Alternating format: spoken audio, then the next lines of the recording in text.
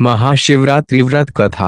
प्राचीन काल में एक शिकारी जानवरों का शिकार करके अपने कुटुंब का पालन पोषण करता था। एक रोज वह जंगल में शिकार के लिए निकला, लेकिन दिन भर भाग दौड़ करने पर भी उसे कोई शिकार प्राप्त न हुआ। वह भूख प्यास से व्याकुल होने लगा। शिकार की बाट निहारता निहारता वह एक तालाब के किनारे बेल वृक्ष पर अपना पड़ाव बनाने लगा। बेल वृक्ष के नीचे शिवलिंग था जो बिल्व पत्रों से ढका हुआ था। शिकारी को इस बात का ज्ञात न था। पड़ाव बनाते बनाते उसने जो टहनियां तोड़ी वे संयोग से शिवलिंग पर जा गिरी। शिकार की राह देखता देखता वह बिल्व पेड़ से पत्ते तोड़ तोड़ कर शिवलिंग पर अर्पित करता गया। दिन भर भूखे प्यास से शिकारी का व्रत भी हो गया और शिवलिंग पर बेलपत्र भी चढ़ गए। इस तरह वह अनजाने में किए गए पुण्य का भागी बन गया।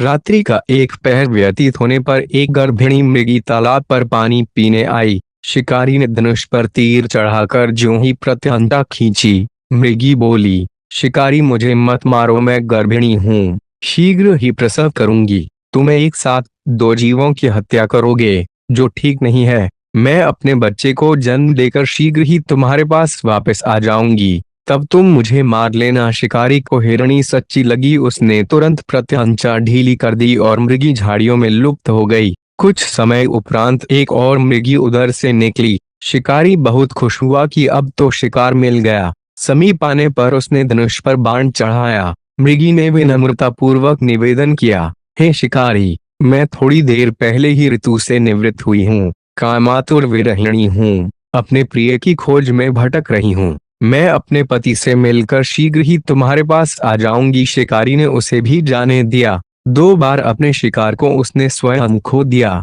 उसका माथा ठनका, वह चिंता में पड़ गया।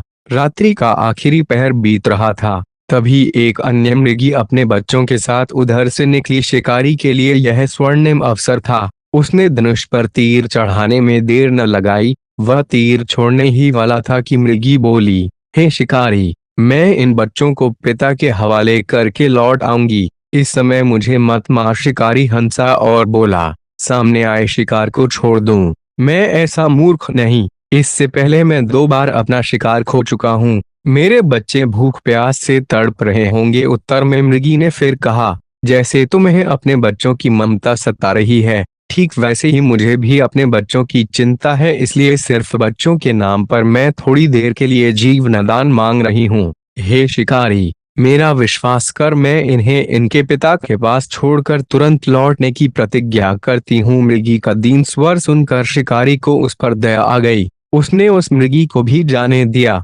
शिकार के अभाव में बेल वृक्ष पर बैठा शिकारी बेलपत्र तोड़ तोड़ कर नीचे फेंकता जा रहा था। पाँव फटने को हुई तो एक हष्टपुष्ट मृग उसी रास्ते पर आया। शिकारी ने सोच लिया कि इसका शिकार वह अवश्य करेगा। शिकारी की तनी प्रत्यंचा देखकर मृग विनीत स्वर में बोला, हे शिकारी भाई, यदि तुमने मुझसे पूर्व आने वाली 3 मृगियों तथा छोटे छोटे बच्चों को मार डाला है तो मुझे भी मारने में विलंब न करो, ताकि उनके वियोग में मुझे एक क्षण भी दुख न सहना पड़े। मैं उन मृगियों का पति हूँ। यदि तुमने उन्हें जीवनदान दिया है तो मुझे भी कुछ क्षण जीवनदान देने की कृपा करो। मैं उनसे मिलकर तुम्हारे सामने उपस्थित हो जाऊंगा। मृग की बात सुनते ही शिकारी के सामने पूरी रात का घटना चक्र घूम गया। उसने सारी कथा मृग को सुना दी। तब मृग ने कहा, मेरी तीनों पत्नियां जिस प्रकार प्रतिज्ञाबद्ध होकर गई हैं, मेरी मृत्यु से अपने धर्म का पालन नहीं कर पाएंगी। अतः जैसे तुमने उन्हें विश्वास पात्र मानकर छोड़ा है,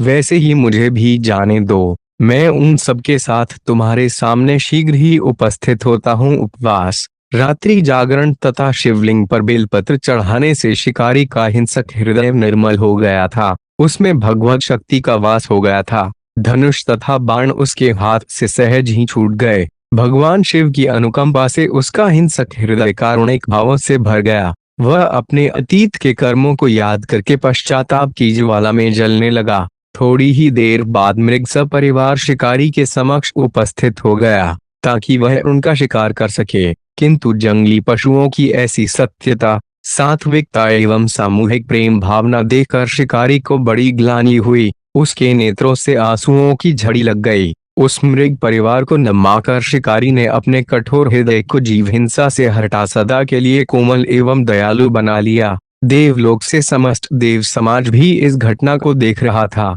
घटना की परिणति होते ही देवी देवताओं ने पुष्प वर्षा की, तब शिकारी तथा मृग परिवार मोक्ष को प्राप्त हुए। प्रिय भक्तों, आज की कथा अगर पसंद आई हो तो वीडियो को लाइक कीजिएगा और सब्सक्राइब भी जरूर कीजिएगा। धन्यवाद।